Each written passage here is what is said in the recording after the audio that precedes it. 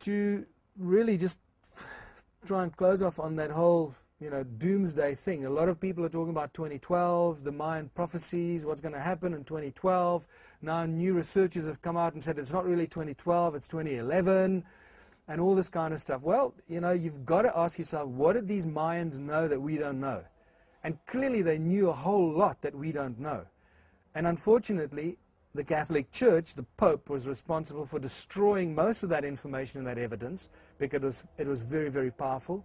The Mayan calendar was absolutely precise, down to millions and millions of years astronomically into the past and into the future. They could track and the heavens and their calendar for millions of years in either direction.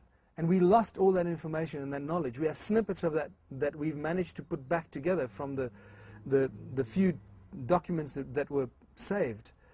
But that was enough to show us that there was a wealth of knowledge and information that they were given by some very informed and advanced beings that gave them that knowledge and that information. We don't have that today. And that information tells us that every so many thousand years, the earth goes through a cycle and enters a new era. Whatever that era is, what those cycles are, we still don't know. But one of those cycles is now supposed to come to an end in 2012 and hail in a new era. It's not, that doesn't mean that the world's going to come to an end. Maybe it is going to come to an end, who knows?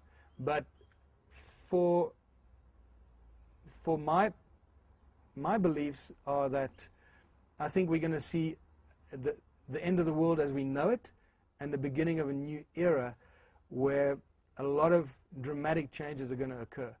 And dramatic changes on earth can only occur from outside intervention.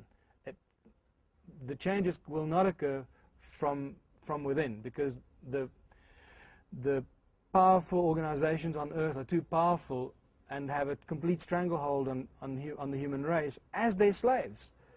They will not relinquish that kind of power and that kind of control unless they are forced to relinquish that control. Now you've got to ask yourself, where is this kind of intervention going to come from? What kind of event will make them lose control? What kind of event will force them to lose control? And I'll leave it up to you to figure out. It could be a meteor, it could be a comet, it could be a solar flare that melts down all the communication and the money markets. Now remember that a solar flare, everybody says, well, it will fix the stuff up in no time. Well, it's not that simple, because just like in the stuff of the universe, 90% of the universe is made up of dark matter, and we have no idea what that dark matter is.